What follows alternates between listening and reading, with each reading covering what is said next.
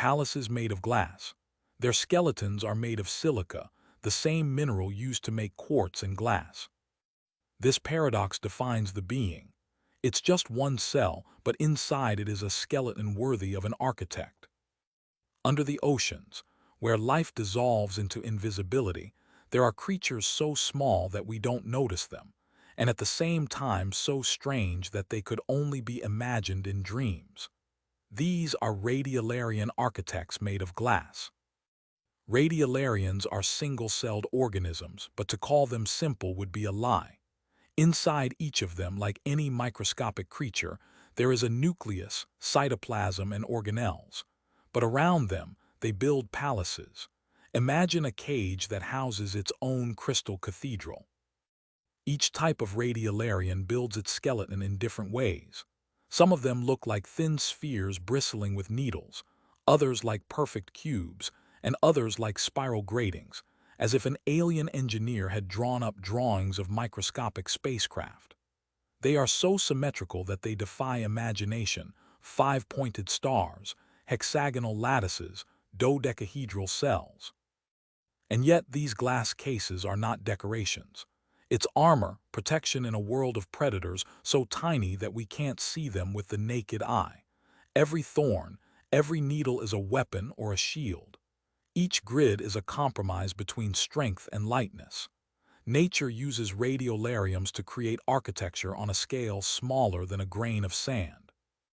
The strangest thing is that they are ancient. Radiolarians have been around for at least 500 million years. Their fossil record is richer than that of most animals. Whole mountains of silica, rocks made of silica, are nothing more than cemeteries of radiolarians, their glass skeletons pressed into stone. Imagine, entire landscapes on Earth are built from the corpses of invisible architects. Scientists once thought that radiolarians were fully understood, but new research shows the opposite. In the depths of the Pacific Ocean, in samples taken at depths from 3,000 to 5,000 meters, the researchers found forms of radiolarii that defy classification. Skeletons in the form of fractal spirals, glass filaments thinner than the wavelength of light, spheres with movable spikes. Some of them seem to combine the features of several well-known groups. Others are not completely classified. Unknown radiolarians are living mysteries drifting across the sea. And here lies the rarest secret. Some radiolarians grow long, needle-like pseudopods, tiny gel legs reinforced with glass rods. These legs can stretch several times longer than the cell itself, forming invisible nets to capture prey. In other words, radiolaria hunts on glass legs. A single spike can trap a bacterium, diatom, or even other radiolaria. What looks like fragile beauty is actually a deadly spider web. It's fragile but deadly. It is almost invisible, but mountains are formed from its corpses. Studying the radiolarium means looking at the intersection of art and death, geometry and survival. Why is this so important? Because unknown radiolarians suggest that evolution is still experimenting on scales too small for us to notice. There may be structures in every drop of seawater that we haven't cataloged yet. Thanks to the decoding of DNA, scientists now understand that the known species are only a small part.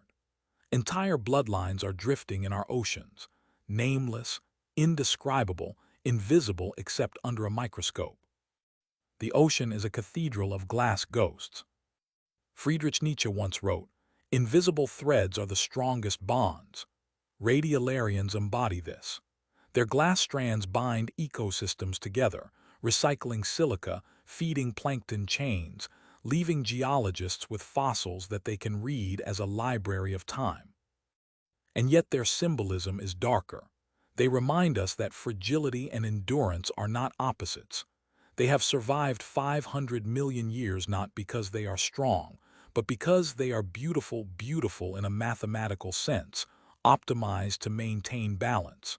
Symmetry itself became their shield. Imagine that they are drifting in the water column in the form of snow, millions upon millions settling to the seabed.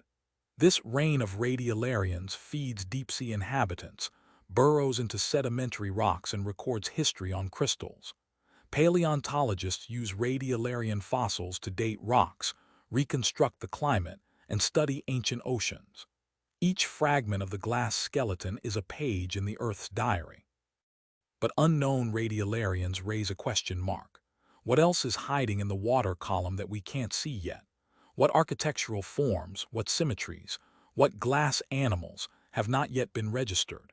If one cell can build a cathedral, then what can an unknown bloodline create? We have mapped less than 1% of the microscopic diversity of the ocean.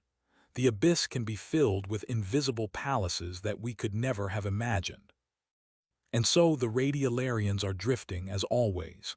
Fragile, eternal, alien. Their glass legs capture life. Their skeletons will outlive empires. Their corpses form mountains. They are proof that life doesn't need flesh and bones to be great. All it takes is geometry, perseverance, and time. Confucius once said, "Life is really simple, but we insist on making it more difficult." The Radiolarium proves the opposite. Even simplicity can be the most complex beauty.